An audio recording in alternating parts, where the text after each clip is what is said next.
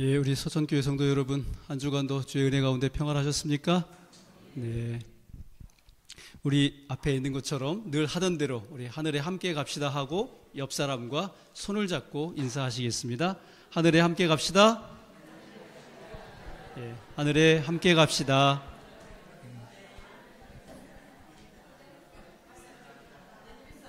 예. 예, 감사합니다.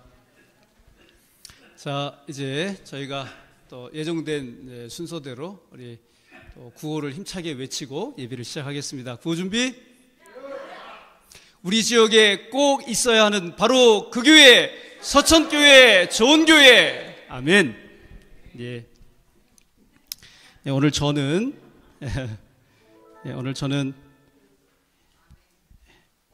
죄송합니다. 잠깐만요.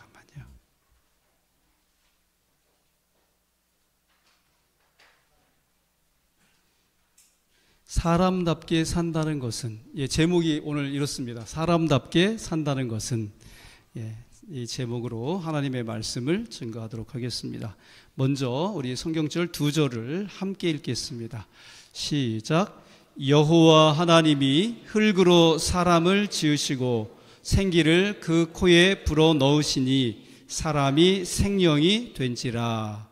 네가 얼굴에 땀이 흘러야 식물을 먹고 필경은 흙으로 돌아가리니 그 속에서 네가 취함을 입었음이라. 너는 흙이니 흙으로 돌아갈 것이니라 하시더라. 아멘. 퀴즈를 하나 드리겠습니다. 다음은 어떤 물질의 구성 성분입니다. 이 물질은 무엇일까요? 산소, 탄소, 수소, 질소, 칼슘, 칼륨, 인, 마그네슘, 철 외 10종. 예, 정답은 흙이 되겠습니다. 예.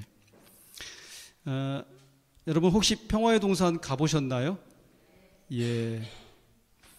제 금산에 가면 지금도 화림리에 이 평화의 동산이라고 하는 양로원이 있습니다. 이 평화의 동산은 자녀도 없고 의지할 데 없으신 할아버지 할머니들이 계신 곳인데요. 제가 마전교회를 담임하고 있는 동안 이 평화의 동산도 3년간 그렇게 겸임을 하고 있었습니다.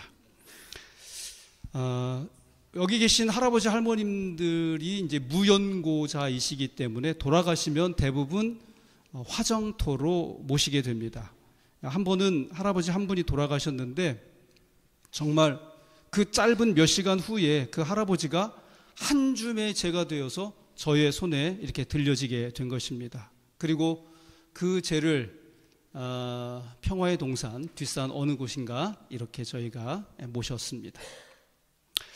그 순간 제가 인생이라고 하는 것에 대해서 다시 한번 깊이 생각을 하게 되었고 무언가 정말 큰 깨달음이 저의 마음속에 들어온 듯한 그런 경험을 가지게 되었는데요. 인생이라고 하는 것이 별거 없구나. 바로 이런 것이구나. 결국 이렇게 되는 것이구나 라고 하는 것과 하나님께서 말씀하신 너는 흙이니 흙으로 돌아가라 하신 그 말씀이 진리라고 하는 사실이 뼈저리게 그렇게 느껴지게 되었습니다. 이번 주에는 저희 어머님, 아버님께서 포천 재림공원묘지에 이렇게 안장되어 계셨는데요. 포천에서 이제 길을 내게 되면서 저희 어머님, 아버님 그 산소를 이렇게 이장해야만 하는 그런 상황이 되었습니다. 그래서 지난 화요일과 수요일 이틀에 걸쳐서 거기에 있었던 저희 부모님과 저희 형수님까지 해서 여기 가까운 세종 은하수 공원으로 이렇게 모시게 되었습니다. 그래서 지금 이제 그 개장을 하게 되었을 때, 파묘를 하고 개장을 하게 되었을 때 저희 아버님과 어머님과 형수님의 모습을 고스란히 정말 한 줌에 흘고 돌아가는 모습 그대로 다 사라지고 이렇게 뼈만 남아있는 그 모습, 마치 미이라를 보는 것 같은 그러한 경험이었는데요. 정말 그 순간에도 다시 한번 하나님께서 사람으로 하여금 흙으로 돌아가게 하신 그 이유에 대해서 다시 한번 생각해 보게 되는 그러한 순간을 가지게 되었습니다. 살아생전에 저희 부모님께서 참 이사를 많이 하셨어요. 근데 돌아가시고 나서도 또 이사를 하시는 그런 형국에 놓이게 되었습니다. 그리고 저희 자녀들도, 저희 부모님의 자녀들인 저희들도 다 목회자 가정이다 보니까 이사를 참 많이 합니다. 제가 지난번에도 한번 처음에 말씀을 드렸다시피 제가 목회를 하면서 어떤 곳에서는 2번씩 그렇게 이사를 했습니다. 한 교회 부임을 해가지고 그렇게 했었는데, 그래서 제가 목사가 직업이지만은 제 전공은 이사 가는 겁니다. 예. 그런데 여러분, 왜 하나님께서는 사람을 흙으로 만드셨을까요? 왜 사람을 흙으로 만드셨을까요? 하나님께서 돌로 만드시면 안 됩니까? 철로 만들면 안 됩니까? 곰곰이 생각을 해보니까 이 질문에 대한 답이 사람이 사람답게 산다고 하는 것이 무엇인지에 대한 답도 될 수 있을 것 같다고 하는 그런 결론이 내려졌어요. 그래서 이 시간에는 우리 성도님들과 함께 하나님께서 흙으로 사람을 만드신 이유 혹은 목적이 무엇인지 이렇게 생각해 보면서 사람답게 산다고 하는 것이 무엇인가 한번 생각을 해 보려고 합니다. 흙의 첫 번째 특성은 생명입니다. 창세기 1장 11절 말씀 다 같이 읽어보겠습니다. 시작. 하나님이 가라사대 땅은 풀과 씨 맺는 채소와 각기 종류대로 씨 가진 열매 맺는 과목을 내라 하심에 그대로 되어. 아멘. 하나님께서 말씀하신 이유로 땅, 그러니까 이 흙은 각종 식물의 생명을 유지하고 길러내는데 그 역할을 다해 왔습니다. 모든 생명은 흙에서부터 시작한다고 해도 과언이 아닐 겁니다. 만일 흙이 생명의 양식을 공급해 주지 않는다면 식물은 물론이고 새나 동물 그리고 사람까지도 살 수가 없을 것입니다. 그러므로 흙이 없다면 모든 생물은 존재 자체가 불가능해진다고 하는 것이죠. 그러므로 하나님께서 흙으로 사람을 지으셨다고 하는 것은 다름 아닌 흙처럼 생명을 나누고 유지시키며 살아야 할 존재가 아니냐라고 하는 것을 우리로 생각하도록 그렇게 하셨다, 그렇게 판단이 됩니다. 여러분 혹시 이 각설이 예수라고 하는 책을 읽어보신 적이 있으신지요? 홍성사라고 하는 출판사에서 만든 책인데요.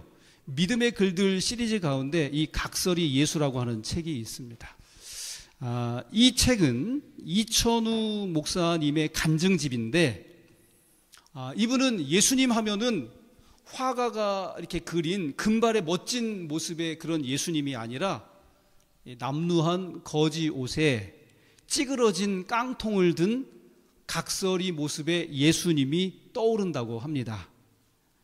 거기에는 그럴 만한 이유가 있었는데요. 이분이 7살 때 어머니를 여의게 되었고 우여곡절 끝에 5년이 지난 다음에 12살이 되어서는 결국 거지가 되고 맙니다. 거기다가 어떤 남자에게 납치되어 가지고 소매치기 굴로 끌려가는데 거기서 약 20일 동안 엄한 감시하에 소매치기 교육을 받았다고 합니다.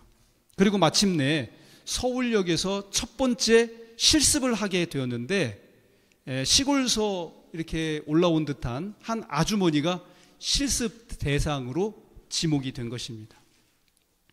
어떡할까요? 바람잡이가 이렇게 다가가가지고 아는 체를 하고 그 사이에 아주 능숙한 선배가 칼로 그분의 옷을 찢습니다. 이제 마지막 단계가 뭐예요? 그 주머니에서 뭘 꺼내는 거예요? 지갑을 꺼낼 차례인데 이 패거리들이 이 주위에서 이렇게 눈으로 이제 눈초리를 쳐다보면서 빨리 가서 하라고 미는 것입니다. 아주머니 곁으로 다가섰는데 갑자기 어린 시절 교회에서 선생님이 해주었던 말씀이 그의 귓전을 때리는 것입니다. 뭐라고요? 하나님을 믿는 사람은 남의 것을 도둑질하지 않습니다. 그래서 이 어린 이천우가 그 아주머니의 주머니 속에서 돈을 빼내는 대신에 아주머니, 돈주머니 조심하세요. 저는 소매치기예요. 지금 큰 소리로 쓰리꾼이라고 외쳐주세요. 그렇게 아주머니한테 말한 거예요. 근데 이 아주머니는 무슨 영문인지 알 도리가 없잖아요. 그래서 쓰리꾼이라고 외치지 않았어요.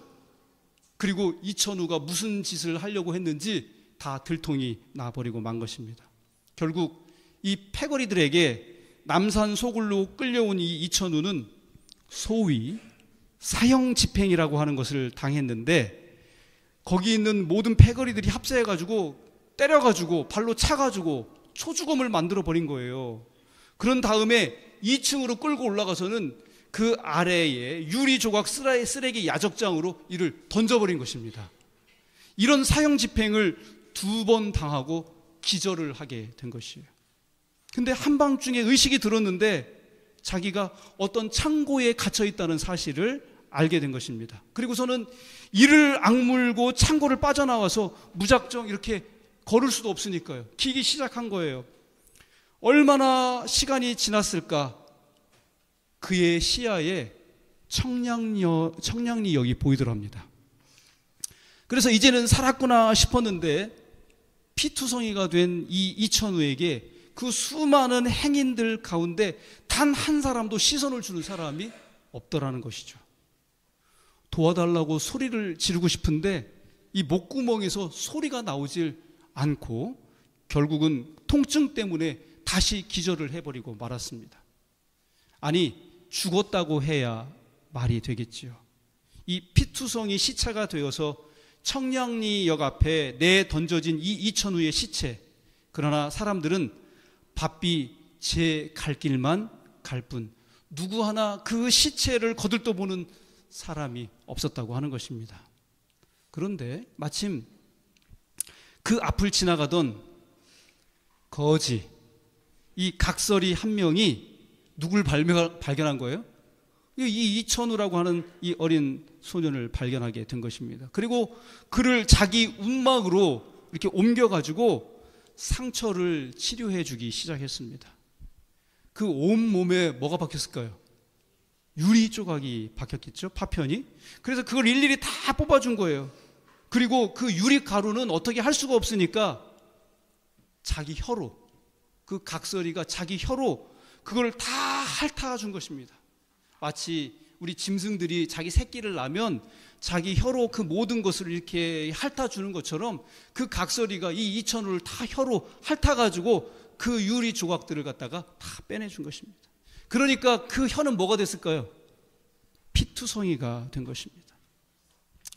근데 그 각설이의 정성이 헛되지 않게 이 이천우가 마침내 의식을 회복하게 된 것입니다.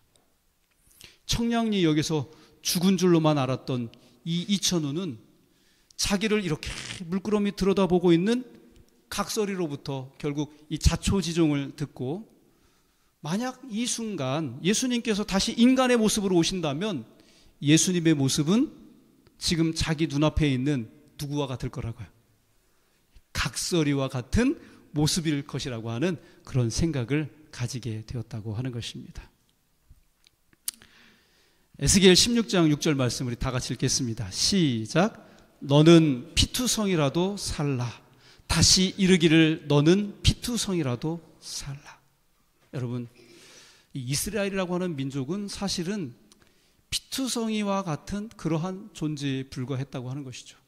그런 그를 불쌍히 여기셔서 하나님께서는 그를 보듬어 안으시고 그를 살리셔서 결국은 그와 결혼을 하십니다. 그게 바로 하나님의 신부 이스라엘이라고 하는 것이죠.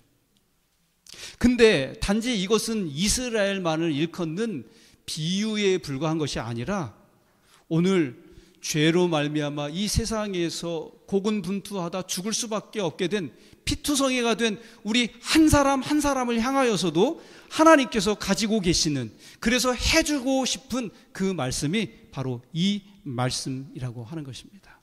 사랑하는 우리 서천교회 성도 여러분, 이제는 우리 성도님들께서 예수님을 알고 영원한 생명을 얻게 되셨습니다. 그리고 하늘에 이르게 될 하나님의 자녀이십니다. 그렇다면 이 세상을 향하여 여전히 그 생명을 모르고 영생을 모르고 살아가는 그 불쌍하고 이 피투성이 같은 인생으로 살고 있는 그 불쌍한 사람들을 우리도 불쌍히 여길 수 있는 그러한 하나님의 참 자녀들 다 되시고, 우리도 생명을 살리는 일에 동참하시는 저와 우리 모든 서천교회 성도 여러분 되시기를 주님의 이름으로 축복합니다. 흙의 두 번째 특성은 사랑이라고 생각합니다. 흙은 사람들이 버린 온갖 더러운 쓰레기와 오물들을 마다 않고 모조리 그 품으로 다 품어준다고 하는 것이죠. 여러분, 만약 흙이 사람이 버린 이 쓰레기를 품어주지 않았더라면 우리가 사는 이 지구는 어떻게 되었을까요? 여러분, 난지도 가보신 적 있으십니까? 우리 서천군에서도 쓰레기를 재활용하고 처리하는 곳이 있으시죠? 예. 모르긴 몰라도 흙이 그 쓰레기를 받아주지 않았다면 우리가 사는 이 지구는 거대한 쓰레기장이 되었을 것입니다. 거기다 흙은 그 어느 것이든 구별하지 않고 모두 깨끗하게 정화시켜 준다고 하는 것이죠. 바로 이런 점에서 생각해 볼 때 흙은 사랑의 속성을 보여준다고 판단이 됩니다. 그리고 참된 사랑은요, 상대를 구별하지 않는다고 하는 것입니다. 진정한 사랑은 어떤 한 사람에게만 사랑이 아니라 모든 사람에게 사랑이라고 하는 것이죠. 그래서 참 사랑은 자신이 손해보며 희생하게 돼 있다고 하는 것입니다. 그래서 하나님께서 흙으로 사람을 지으신 이유는 대상을 구별하지 말고 포용해주고 모든 사람을 사랑하는 그런 삶을 살라고 하는 데 있다고 생각이 됩니다. 더욱이 이 사랑이라고 하는 것은 동정이 아닙니다. 동정이라고 하는 것은 일시적이고 단회적인 데 비해서 사랑은 지속적이고 반복적이라고 하는 것이죠. 누가복음 10장에 보면은 이 선한 사마리아인이 등장을 하고 있는데요.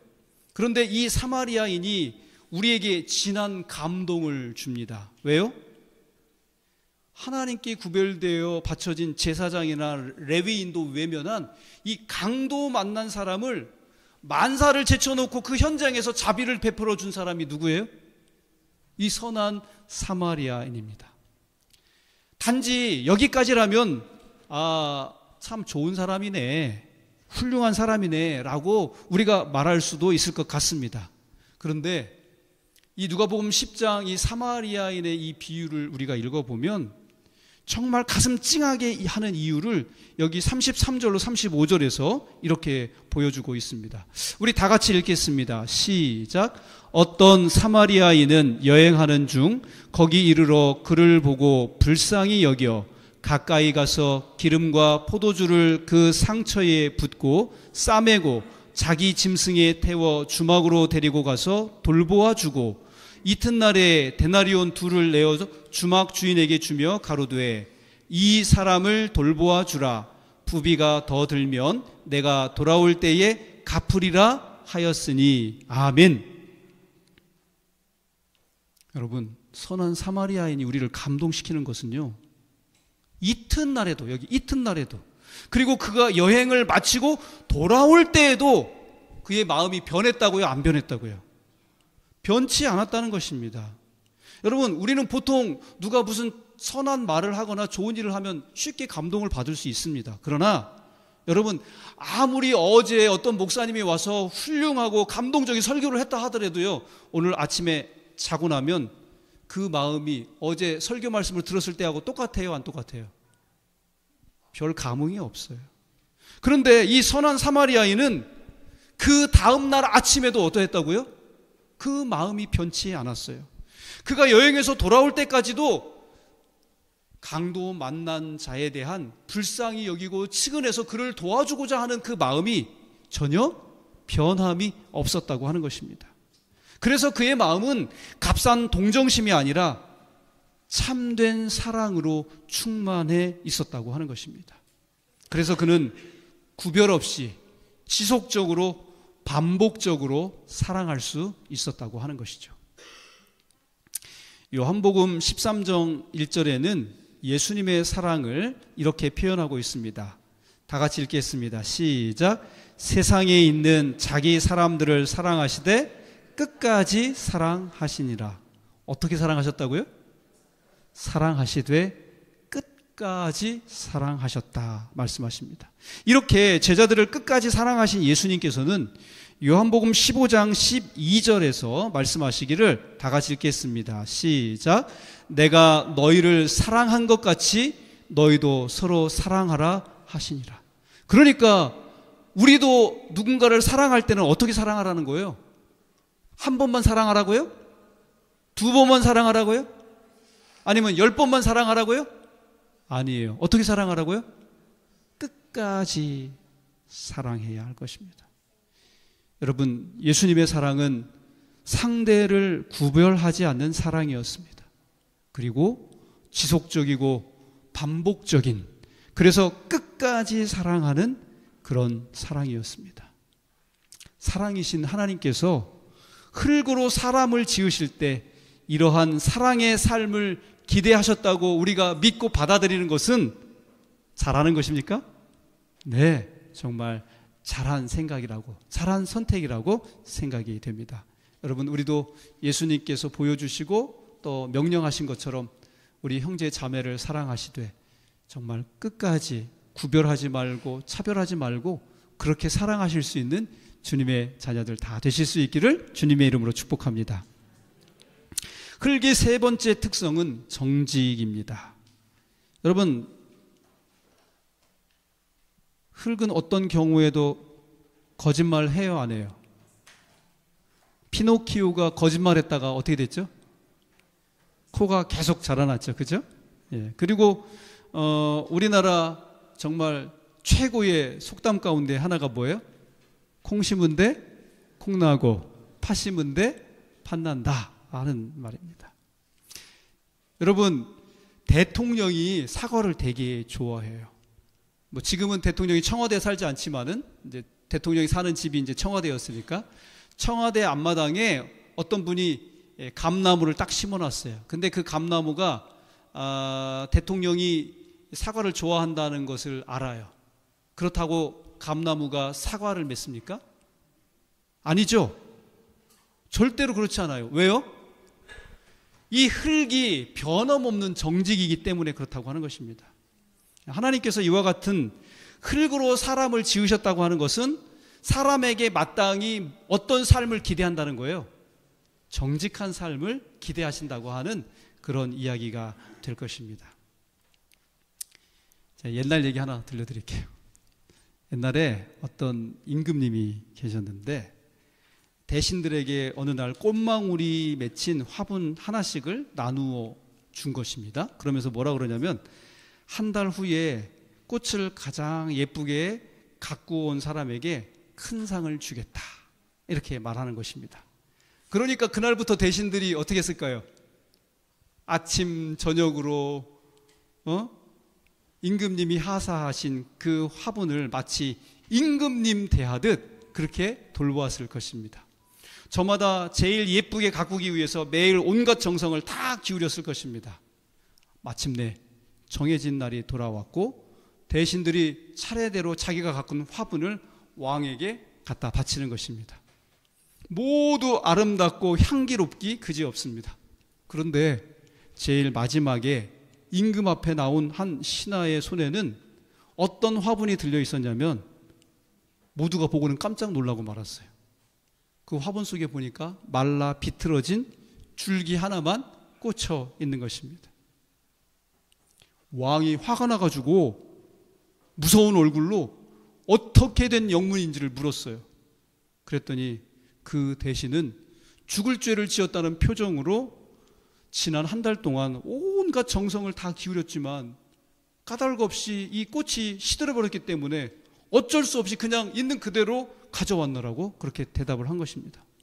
그 이야기를 다 듣고 난 다음에 왕은 이 죽은 꽃을 가져온 그 신하에게 큰 상을 내렸던 것입니다. 왜 그랬을까요? 모두들 의아했지만 그 이유는 간단했어요. 한 달 전 왕은 뿌리를 잘라버린 꽃을 심은 화분을 모든 신하들에게 나누어 준 것입니다. 그러니까 거기 저 예쁜 꽃, 향기 나는 꽃 가져온 그 모든 대신들은 어떻게 한 거예요? 꽃을 바꿔치기 한 것입니다. 오직 한 사람만이 어떻게 한 거예요? 정직하게 있는 그대로 화분을 가지고 왔었던 것이죠. 여러분, 성경도요, 우리에게 이 정직에 대해서 구약 성경과 신약 성경에 공이 하나씩 굉장한 이야기를 해주고 있습니다. 그게 바로 뭐냐면, 구약 성경에서는 우리가 이제 지금 사무엘서를 공부하고 있지만은요, 사무엘이 나중에, 다윗이 그 사울에게 막 이렇게 쫓기잖아요. 그죠?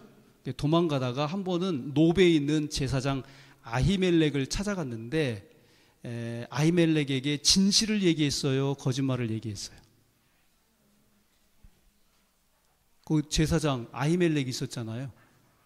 근데 뭐라고 거짓말을 했냐면, 지금 왕의 명령이 급해가지고 내가 올 때 무기를 하나 챙기지 못했다. 혹시 여기 쓸만한 좀 어떤 무기 있냐? 그랬더니 이 아히멜렉이 그 뭐라 그러냐면, 네가 골리앗과 싸워가지고 빼앗았던 그 골리앗 칼 있지 않느냐? 그 칼 여기 있다. 내가 너를 위해서 그걸 주겠다.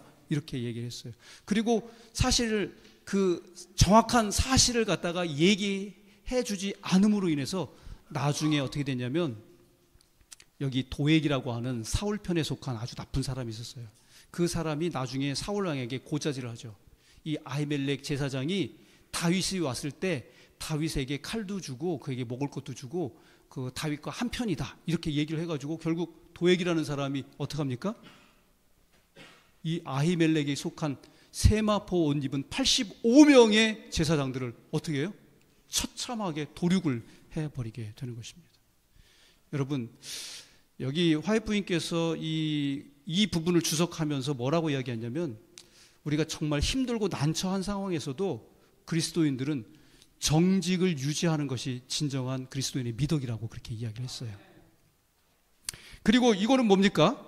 여러분 지금 여기 화면이 자꾸 바뀌고 있는데 이게 무슨 얘기예요? 신약에서는 아나니아와 삽비라가 초대교회에 이렇게 자기 재산 팔아가지고 모든 사람, 불쌍하고 힘든 사람들 함께 나눠 쓰려고 하나님 앞에 바치기로 서약해 놓고는 어떻게 해요? 나중에 집에 가서 두 사람이 부부가 생각을 해보니까 아까워요, 안 아까워요? 아까워가지고 그 반을 갖다가 숨겼어요. 그래가지고 이게 전부냐고 그러니까 전부라고 그렇게 거짓말했죠, 그죠? 아나니아와 삽비라가 둘 다 그렇게 그래서 죽었어요. 여러분, 하나님께서는 당신의 거룩한 10계명 가운데 거짓말하지 말라고 한 계명으로 명령을 주셨어요. 우리가 하나님과 사람 앞에 어떻게 살아가야 한다는 거예요? 정직하게 살아가야 한다고 하는 것이죠. 여러분, 이 사실을 늘 기억하시고 우리가 매사에 하나님과 사람 앞에 정직한 모습으로 그렇게 살아가실 수 있기를 주님의 이름으로 축복합니다. 자, 이제 끝으로 흙의 네 번째 특성은 도구됨이라고 하는 것입니다. 여기 그 예레미야 18장 1절로 4절의 말씀을 우리 함께 읽어볼까요? 시작. 여호와께로부터 예레미야에게 임한 말씀에 가라사대 너는 일어나 토기장이의 집으로 내려가라. 내가 거기서 내 말을 내게 들리리라 하시기로 내가 토기장이의 집으로 내려가서 본즉 그가 농로로 일을 하는데 진흙으로 만든 그릇이 토기장이의 손에서 파상하며 그가 그것으로 자기의 의견에 선한 대로 다른 그릇을 만들더라. 여러분, 성경에 보면은 이 토기장이의 비유 많이 나오죠, 그죠? 예. 토기장이는 뭐 하는 사람이에요? 흙을 가지고 뭐 하는 사람이에요? 그릇을 만드는 사람이죠, 그죠? 예. 그리고 여기 로마서 9장 21절에 보니까 또 이런 말씀이 있네요. 함께 읽겠습니다. 시작. 토기장이가 진흙 한 덩이로 하나는 귀히 쓸 그릇을 하나는 천이 쓸 그릇을 만드는 권이 없느냐. 그리고 사도행전 9장 15절에서는 또 이렇게 말씀하셨어요. 다 같이 읽겠습니다. 시작. 주께서 가라사대 가라, 이 사람은 내 이름을 이방인과 임금들과 이스라엘 자손들 앞에 전하기 위하여 택한 나의 그릇이라. 이게 누가 누구에게 한 말이에요? 예수님께서 누구에게 하신 말씀입니까? 사울에게?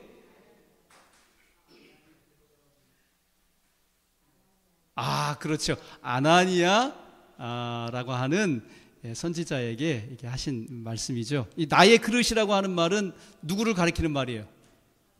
사도 바울을 가리키는 말이죠. 그러니까 하나님께서는 지금 사도 바울을 하나님의 택한 그릇이라고 그렇게 이야기하는 것입니다.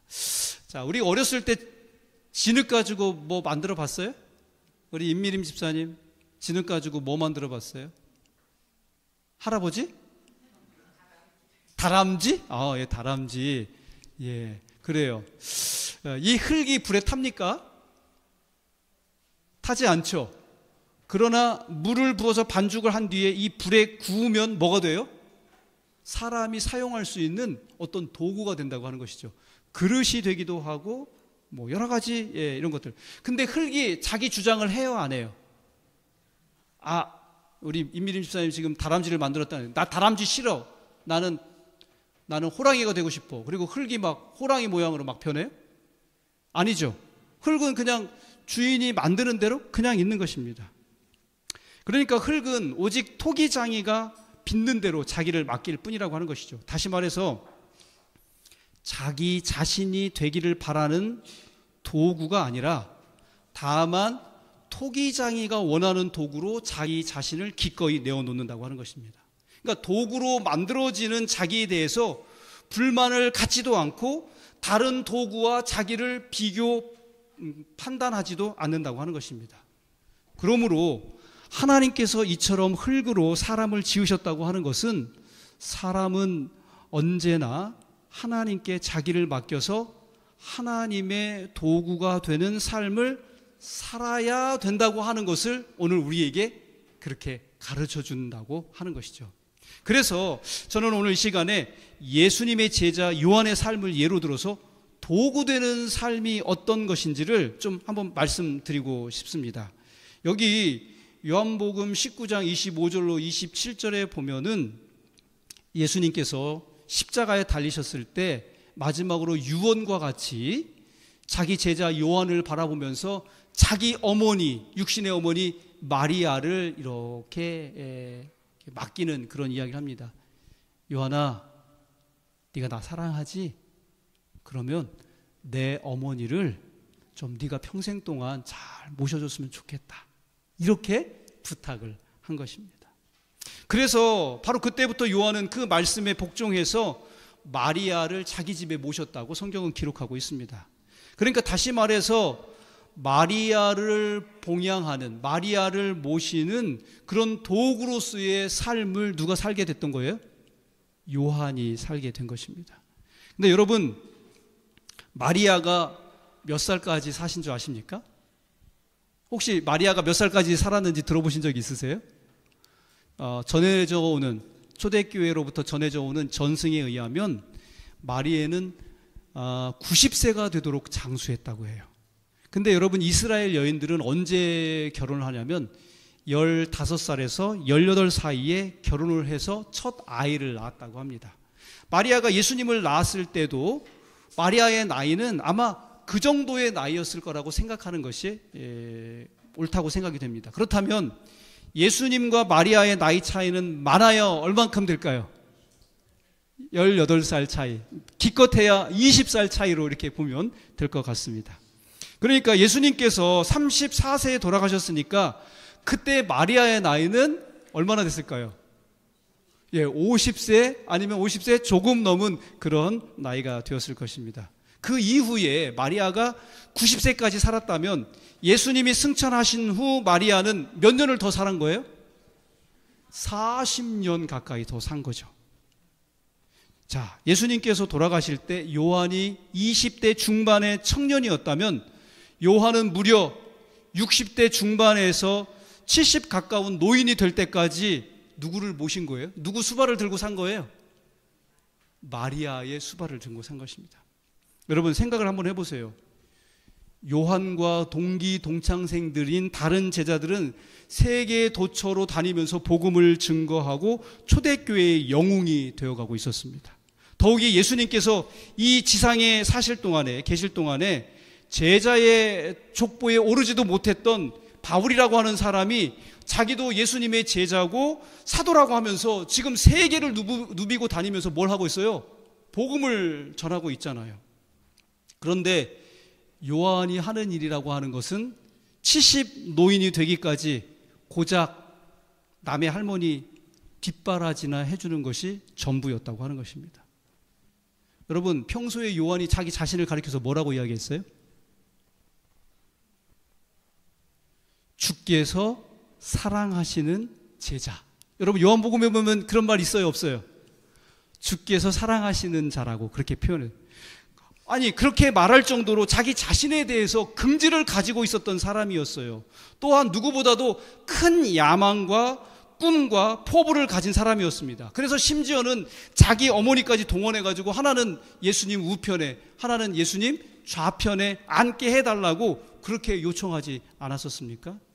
그러니까 인간적으로 생각해 볼 때 한 할머니의 앞에서 젊은 시절 자기가 가졌던 그 크고 웅장했던 자기의 꿈이 다 산산조각이 났다고 생각해도 과언이 아닐 것입니다. 여러분, 만약 그가 꿈이 깨어졌다고 생각하면 그의 절망감은 얼마나 컸을까요? 세계 도처에서 명성을 얻어가는 다른 제자들의 이야기를 들을 때 얼마나 자기 자신이 초라하고 처량해 보였을까? 여러분, 그런 생각 할 수 있겠습니까? 얼마든지 그런 생각 가질 수 있다고 하는 것이죠. 그러나 요한은 노인이 되기까지 마리아를 수발 들고 봉양하는 일을 포기하지 않았습니다. 왜요?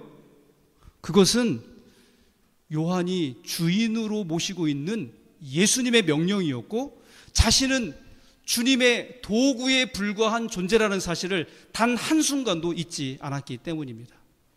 그것으로 요한의 인생이 끝나버렸습니까? 여러분, 어떻습니까? 요한의 인생이 그냥 할머니 뒷바라지 하다가 그의 인생을 다 이렇게 끝내버렸습니까? 아니죠. 요한은 힘없고 연약한 한 여인을 40년 가까이 모시면서 진정한 사랑이 무엇인지 삶으로 체험했을 뿐만 아니라 인생에 대한 더 깊은 통찰력을 가질 수 있었다고 하는 것입니다. 무엇보다 주님과 남모르는 은밀한 교제를 넓혀갈 수 있었고 마침내 요한의 이 마리아의 봉양이 끝났을 때 예수님께서는 이미 노인이 돼버린 이 요한으로 하여금 뭘 쓰게 하셨어요? 요한복음, 요한일서, 2서, 3서 그리고 요한계시록을 기록하게 하셨습니다. 여러분, 이것은 그가 끝까지 예수님의 어머니 마리아를 돌보고 보살피는 주님의 도구 되기를 거부하지 않았던 이 요한에 대한 우리 예수님께서 허락하신 상급이었다고 생각이 됩니다. 그러나 40년 동안 마리아를 모시면서 자기도 모르게 인생에 대한 통찰력, 사랑에 대한 이해, 주님과 남모르는 교제가 깊어지지 않았던들 결코 할 수 없었던 작업이었다고 하는 것이죠. 사랑하는 우리 서천교회 성도 여러분, 우리가 하나님의 손에 들려진 하나의 도구가 되기를 단념하지 않는다면 하나님께서도 우리를 아름다운 열매를 거두는 그런 사람들로 사용하실까요? 예, 넉넉히 그렇게 사용하실 줄을 믿습니다. 이제 오늘 말씀을 요약하겠습니다. 흙은 생명을 잉태하고 유지시켜준다고 말씀을 드렸습니다. 그리고 흙은 모든 더러운 것까지 다 포용하고 감싸주는 사랑이라고 말씀을 드렸습니다.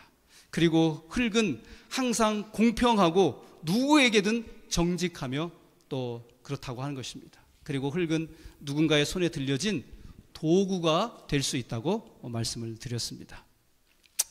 제가 꽤 여러 해 전인데요, 인성교육에 대한 그 논문들을 여러 편을 살펴볼 기회가 있었습니다.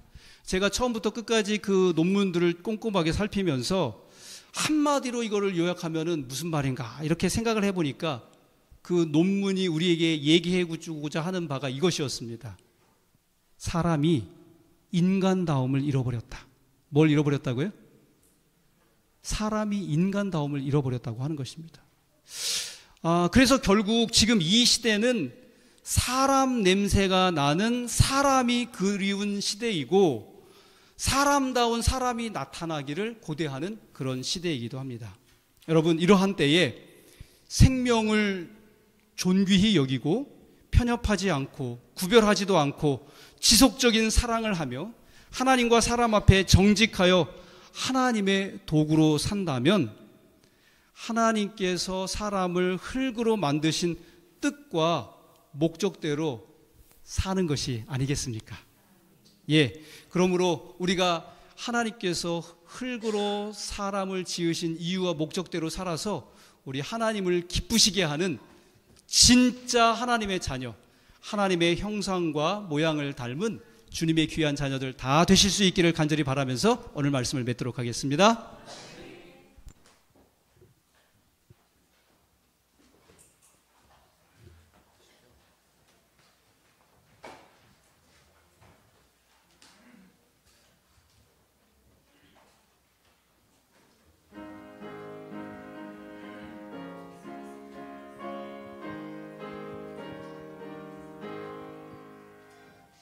사랑 가진 자는 늘 기쁨 누리고 또 이웃에게 기쁨을 나눠주도다.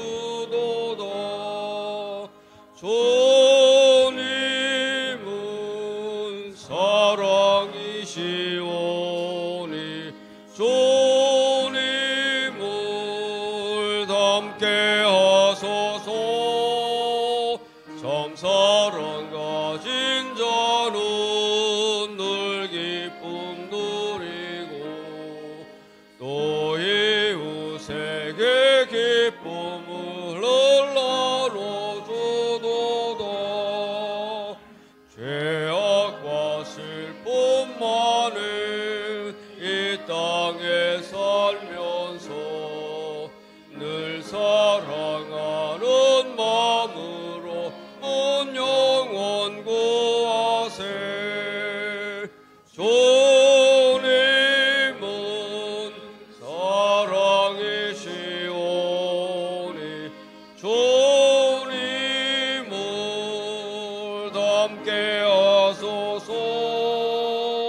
참 사랑 가진 자는 늘 기쁨 누리고 또 이웃에게 기쁨을 나눠주도다. 이 세상 지나가고 새 세상 이르면 주님과 그의 사랑을 늘 찬양하겠네. 주님은 사랑이시오니 주님을 닮게 하소서. 참 사랑 가진 자는 늘 기쁨 누리고 또 이웃에게 기쁨을 늘 나눠주도다. 아버지 하나님, 우리를 흙으로 창조하신 이유를 살펴보게 하셔서 감사합니다. 우리가 생명을 존중하고 아끼는 자 되게 하여 주시옵소서. 흙과 같이 구별하거나 거절하지 아니하고 우리 형제 자매들을 가슴으로 품어 끝까지 사랑하는 사랑의 사람이 되게 하여 주시옵소서. 흙이 정직함 같이 하나님 앞에 저희도, 사람 앞에 저희도 정직하게 하여 주시옵소서.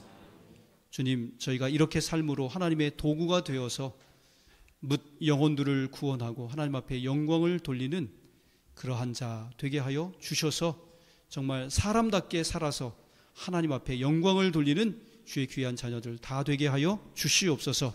오늘 그렇게 살기로 결심하여 우리 자신을 주님 앞에 구별하여 드리는 우리 모두에게 하나님의 크신 은혜와 사랑이 함께하여 주시옵기를 바라올 때 예수님 귀하신 이름으로 간절히 기도합니다. 아멘.